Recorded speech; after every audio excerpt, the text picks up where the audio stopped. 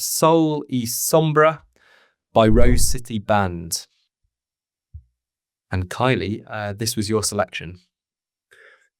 Yeah, I mean, if it's anything like the last time we had Rose City Band, I feel like we'll continue to be fairly mixed on this. But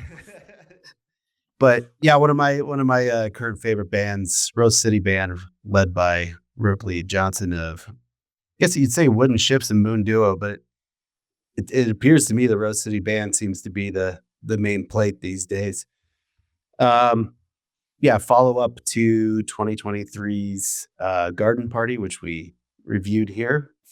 And, Rose City Band is forever cosmic country, psychedelic, hazy, all the words you could use to describe it. And I don't think they really change the formula at all on Sol Y Sombra. But I do think that, this is one of those albums that if you're a fan of the band, there's just the little pieces of it that I think they improve on. Start the big picture here. I think the production on this record is just gorgeous, especially the drum tone on this album. I just cannot get over how great the drums sound.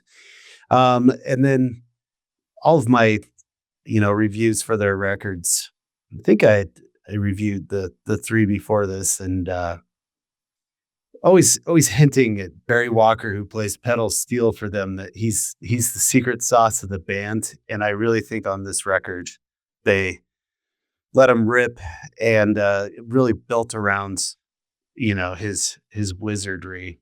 Sol Y Sombra, so you got the sun and the shade.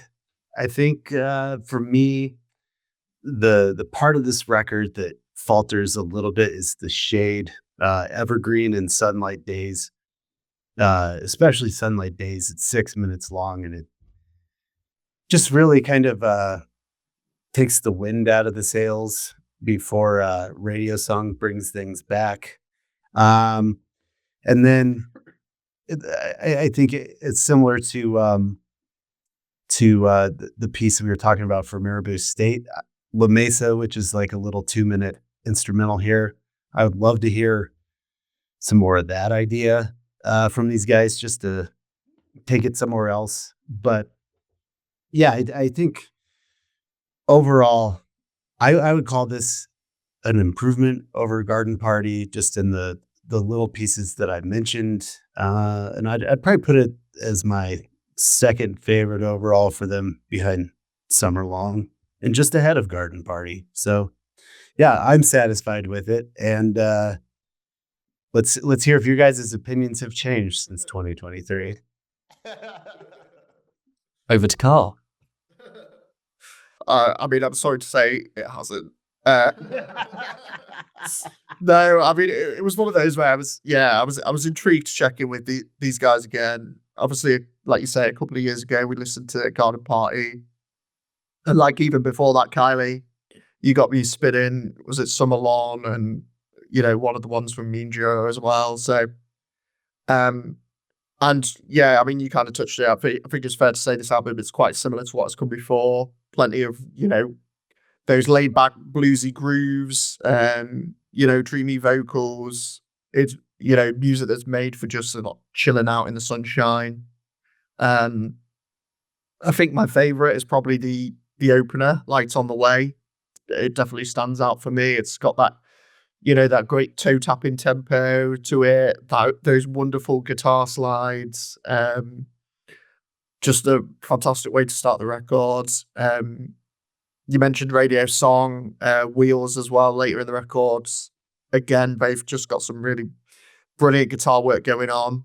And then, La Mesa, really dig that one as well. Got a bit of, Nile Rodgers and Chic going on with those like stuttering riffs and the bongos in the background. So I mean, it definitely has its moments for sure. I think the issue with this one, it's similar to Garden Party, where I think it's just arrived out of season. But I think even can't remember when we did Garden Party, but I want to say it was like springtime. Whereas obviously this one's arrived certainly like roll back to January, and it was like the colder winter here in the UK. And I think some of the tracks on here where they can be quite pedestrian in their pace. You mentioned it, Kylie, that run of Rolling Gold, Evergreen, Sunlight Days, The Walls. I think listening to those tracks in like the summer months, will be quite blissful. Stick that on, just sit on the balcony or out in the garden, and you'll be in a Sunlight Days, so to speak. But yeah, listening to it in the grey of January, February, to me, it can feel as dreary as maybe the weather here. So I think it's maybe it's a regional problem more than a Rose City Band problem. We need to sort of weather out. But yeah, it's ultimately impacted how much I've connected with this one. And yeah, I think definitely when I'm listening through, it's those more upbeat tracks. So the soul side, that's pulling me in. So yeah, maybe one to return to when the weather turns a bit brighter. I think similar to Lambrini Girls for me, it's also just lacking that bit of variety maybe to keep me completely engaged from start to finish. But I feel like it's one, like a couple on the list actually this month, one that I might need to re-review later in the year, just to see if I feel the same way. Yeah, yeah, the same pretty much as Karl, I'd say. So didn't appreciate Sombra meant shade. So a big part of the meaning of the album has completely gone over my head. But yeah, I was intrigued, and I don't know, maybe it's nostalgia. Like when Rose City Band, I was like, oh yeah, Rose City Band. Like, and I was remembering songs like Mariposa, which I really enjoyed from that record, and some of the ones which were maybe a bit more playful, so I thought, yeah, let's get into this one. And I would say where I've got to is that I prefer Garden Party. I think there was just a few moments which were, like I say, taking you away from the kind of overall tone of the record. And this one is very laid back. I definitely agree that the soul part, now that it's clear to see, particularly in the lyrical content and stuff, like that's the bit I enjoyed the most. The Light's in the Way, yeah, great start, cheery tune. The lyrics of I Have Hope Again. Open Roads comes up with a nice kind of skiffle arrangement, that enjoying his surroundings. It's breezy. Initially I was like, this is nice just to break up I was probably listening on a cold and dark train going into London. So actually, it's not so bad if you have that contrast. But yeah, when you do get to the kind of middle run, particularly Evergreen, that is when it just, for me, drifts. And yeah, just loses what was a good start to the album. And then picks up again when we get to Seeds of Light, where you got some bright guitar.